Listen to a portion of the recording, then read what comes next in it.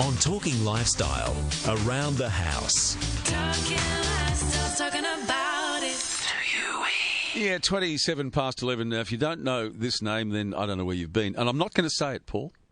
I'm not going to say when all you do is conveyancing, you get very good at it. See, he said it himself. I didn't have to say it. Hello, Paul Denny. Good morning, Tim. Mate, I'm looking at this list. And by the way, Paul's happy to take your calls on your conveyancing issues on 13 12 83. I'm looking at this list of stuff that you got to know. God, we need you, don't we?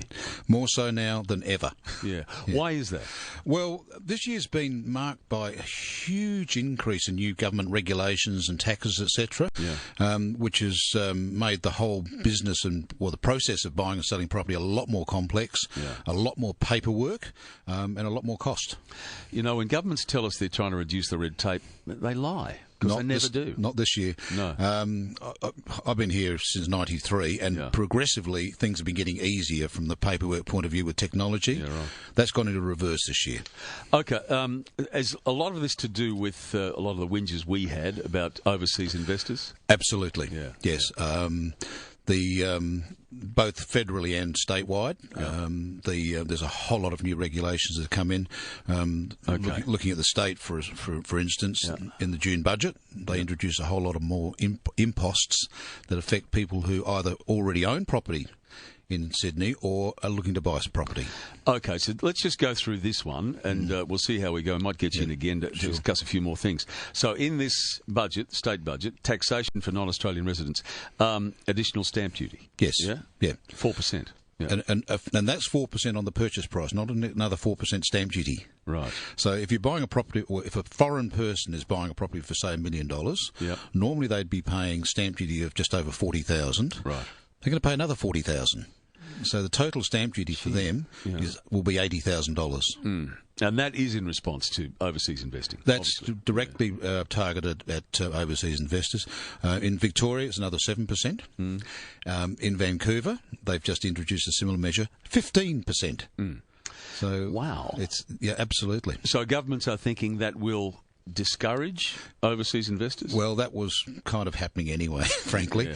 But this will certainly make it a lot harder for them to make their decision to buy in Australia. Now, off the plan. Now, is off the plan becoming as popular as I think it is? Well, depending on what end you're looking at it. Yeah, right. Right now, we're at the end where people who bought 2 or 3 years ago are settling, and there's plenty of that happening. But with new purchases, that has actually died quite significantly, particularly from overseas buyers. Yeah, well, that's interesting, because is that whole theory that there's now too much of it? Or about to be too much of it? Well, I think that what's happening is that since people committed themselves, say, 2 or 3 years ago, the banks have become a lot tougher about how much they'll lend. People are being discouraged by that. There is a bit of a problem with vacancies because there's so much being finished now. It's very hard to get tenants. Yeah, that's right. You'd think the state government's got enough money, wouldn't you? But all of these things, now this you might not know, listeners. No 12-month extension for payment of your stamp duty for off the plan. Yeah, well, this is for foreign buyers only. This is only for foreign buyers. All of us, we get 15 months to pay our stamp duty. Okay. A foreign buyer has to pay their stamp duty within 3 months of signing the contract. Bearing in mind, at that stage, the building probably hasn't even started. Yeah.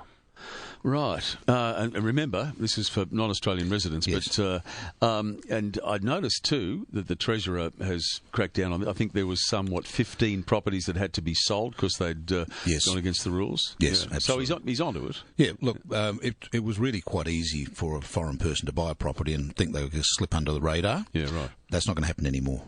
Okay, now, there's lots of things in here. Additional land tax comes into effect next year. Yeah. Yes, only because that's the next land tax year. Right. Now, this is the one, Tim, that has slipped under the radar. Right. Because this affects people who already own the property. It may be their own house, and they're living in it comfortably now, not paying land tax because, of course, it's their principal place of residence. Right. And that's the way you and I live. We don't expect to pay land tax. No, exactly.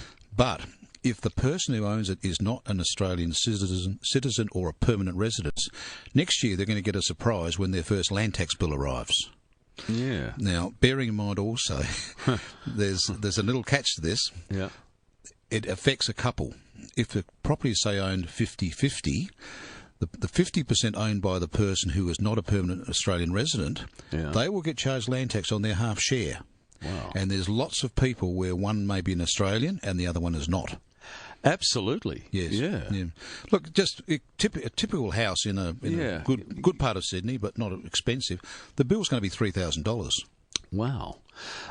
Just go through that again, because I think a lot of my listeners wouldn't even know. So if just one of the couple is non-Australian resident, correct, it's going to affect them. The person who is not an Australian resident will pay this new land tax called a surcharge land tax. Wow. Okay?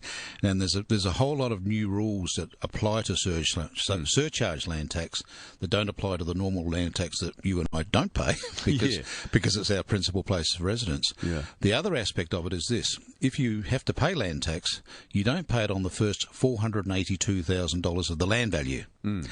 That doesn't apply if you're a foreign owner. Okay. So if you own a property with, say, a land value of $800,000, you pay the surcharge land tax on that full $800,000.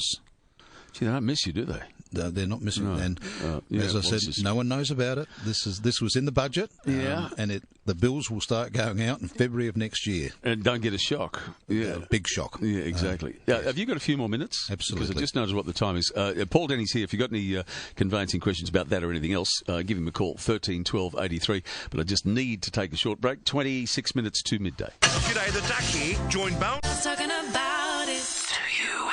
Yeah, around the house, paying for the house. 13 12 83 if you want to talk to Paul Denny. I suppose I should declare an interest. I mean, Paul did the conveyancing on our place at Wahroonga. Now, we're just saying, in those days, you just sent off a cheque for your stamp duty.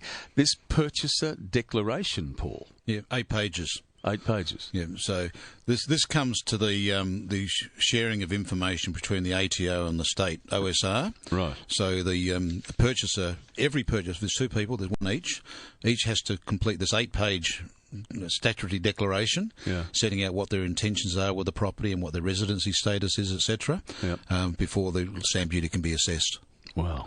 I've got it in front of me, folks. Extraordinary. I mean, the questions they're asking you. Yeah, and behind that, what you don't see behind that is there's some pretty stringent identification procedures too. Well, I tell you what, you can't do any of this yourself. I mean, this is why people need you.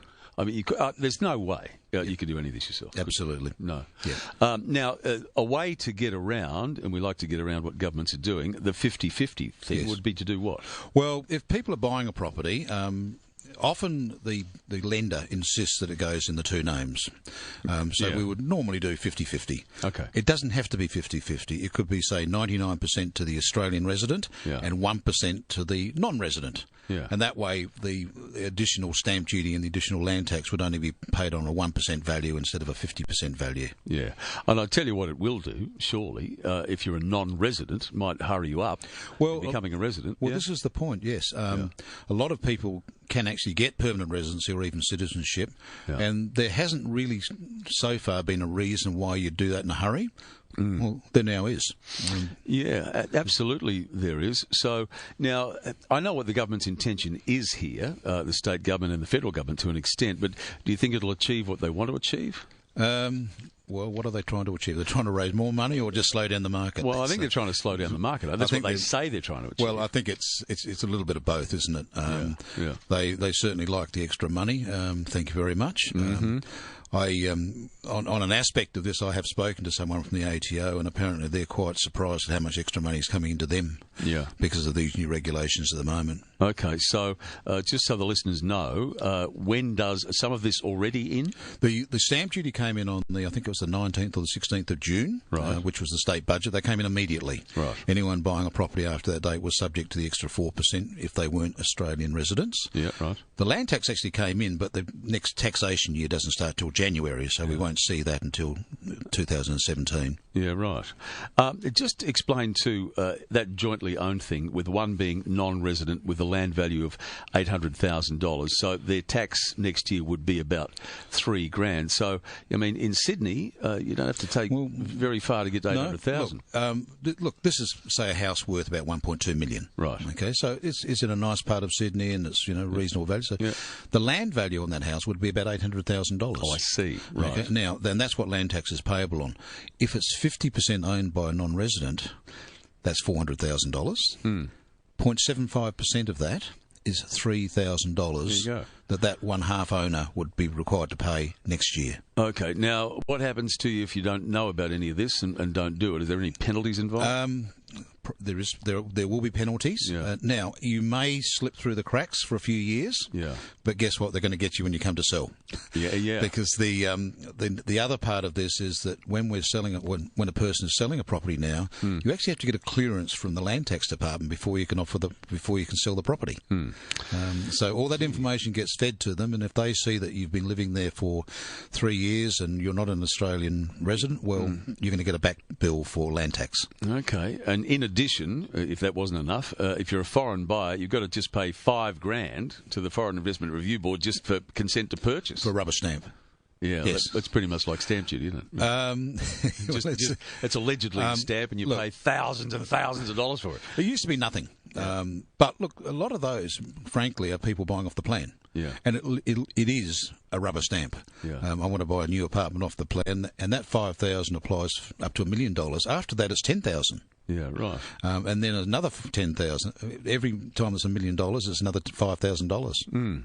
Yeah, you know what? I tell you what, I know a hell of a lot of people who have lived here for a long time and are non-residents and just not bothered. Correct. Because they're living here, everything's all good. Yes. With all of that you just told me, now you'd have to bother. Well, they've got to bother. Yeah. And you're right, there's lots of people come here on, say, a 457 visa, which they may renew. Yeah. I don't need permanent residence. What do I need it for? What's it going to achieve? Yes. It's going to save you a lot of money from now on if you own the property. Well, exactly right. Yes. And just while I've got you too, and I'm just noticing, talking about off the plan, I come in on Victoria Road, all of this stuff going up, Paul. Is there really, and you see this every day, a worry that all of this stuff is going to go up and there'll be no one in it? Well, that's actually happening now. Is it? I drive home along Epping Road. Yeah, right. Just about every night. Yeah. There's a new apartment block that was finished about 6 months ago, and when I drive past there in the dark, there's about 3 lights on. Yeah, right. When you drive past in the daytime and you can see in them, there's no furniture. Yeah. So, of about 80 apartments I can see, there might be 5 that are occupied. And that's already there. That's already there. That was finished. Yeah. And I believe that particular building wasn't even marketed in Australia. Was that right? Yes. Yeah. Well, the one I'm talking about, and it's just near Gladesville and Victoria Road, on the way in here that I use every day, Victoria Road, and there's 3 apartment buildings going up on 3 of the 4 corners. Yes. You know what I mean? Yeah, in the centre there of Gladesville. Now, I'm thinking that's probably pretty desirable because the upper floors would get a view over parts of the harbour. Yes. But I'm looking and thinking, well, there's going to have to be, 40, 50 apartments in each one of those, so another 120, 130. Yeah, plenty. Yeah. Plenty. All and right. look, a lot of those are sold to people who move in and live there.